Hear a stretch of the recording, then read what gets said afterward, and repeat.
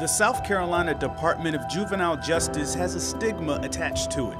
Once inside, you're forgotten about and often judged from the outside. Behind the barbed wire fences and locked gates, there is a program that is trying to change perceptions. The DJJ Birchwood Bulldogs are getting a second chance through basketball. It's like a brotherhood, something being a part of something that's positive, that you know that's destined for you, that's going to keep you out of trouble or something. I wake up every morning and just be prepared to come play basketball. The basketball program at DJJ has been around for 6 years. It's just like any other team. They have practice and play in a local church league. The team atmosphere in this detention center has been therapeutic. It's helping me work with my, if I'm going through something, I just come out here to practice and just take it all out on the court and just ball out. DJJ is currently holding around 100 juveniles. These kids have committed crimes that range from grand larceny to attempted murder. Malik is from Clinton, South Carolina, and is scheduled to be released in 2018. He's played on teams before, but this is different. Yeah, I had an experience, but not with these group of guys right here. Because it's like we're in the same predicament, but everybody focused on doing the right thing, trying to go home. Tony is from Columbia and went to Keenan High School. He has a motivation to stay on the team that's very personal to him. I really play for my mom, because my mom deceased in 2013, and when I was coming up, she put a lot of money in for me to play ball, like in camp, basketball camps and basketball teams and stuff like that. She put in a lot of work, hard work, so I kind of do it for my family. This Bulldog team is almost like a second family for these kids. Round on three, 1, 2, 3, round. Raymond Duck Harrison, a former SC State All-American football player and Richland Northeast grad, has been coaching the Bulldogs the last 3 seasons. When people find out who he coaches, these are the reactions he gets. Oh man, how you get those kids work together? You know, those kids are knuckleheads, how you getting work together? That's the most typical response. What is your response to that response? It's just a challenge, but once you work at it and get through to them, they come together on their own. Coach Harrison is a part of this team to see young men grow. That's why I do it for, the feeling it gives me to see these guys accomplish goals. You know, a lot of them before I got them, they didn't even really have goals for themselves. I didn't set goals, but having them come out here and have goals set in front of them and see them reach it, man, it feels great on the inside. Malik, Tony, and their teammates made decisions that have led them to DJJ. Basketball and this team has given them an opportunity to not allow those past choices to define their future. Work on 3, 1, 2, 3, work! It's more than just basketball. Like, it shows you real life situations, like how to take care of yourself, how to come together as a team, and it's not just gonna be all about you as that one person.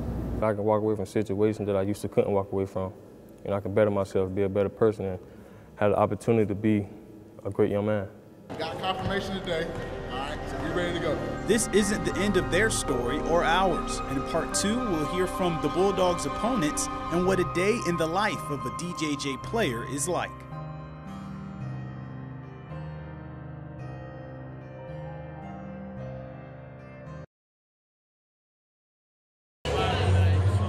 Malik is a basketball player for the Birchwood Bulldogs. He is 17 years old, goes to school, has an upholstery job, and hopes to be a mechanical engineer.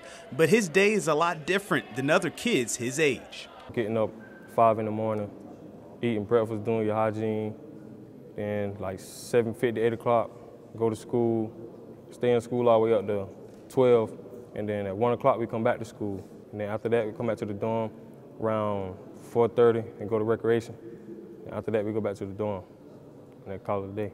Malik lives at the South Carolina Department of Juvenile Justice. DJJ Public Affairs Director Patrick Montgomery took us on a tour of the sprawling campus designed to turn lives around. All the kids here have the opportunity to learn a craft. So whether it's welding, auto mechanics, auto body, woodwork, upholstery work, where they learn about their furniture and help to redesign it and fix it.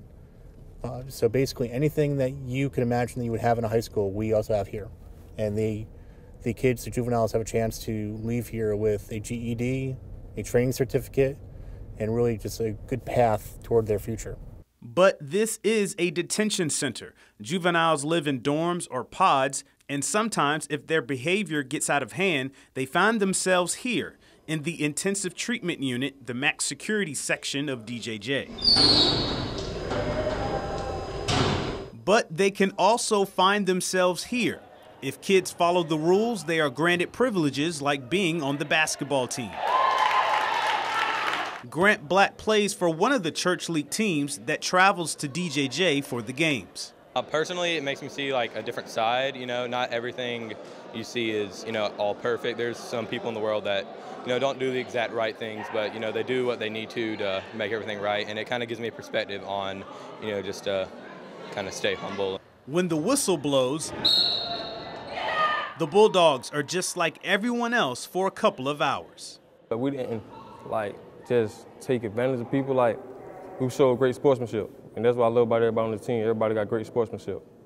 And Coach Scott Dawkins says it's a win for everyone.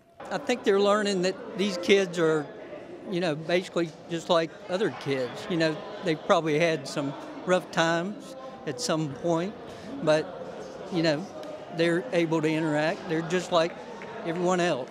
So there is some light in what can be a dark place for these players. Basketball is helping these kids recognize that despite their setbacks, their whole lives are in front of them. They can still be successful in, and most importantly, out of DJJ. Joe Cook reporting for News 19 WLTX.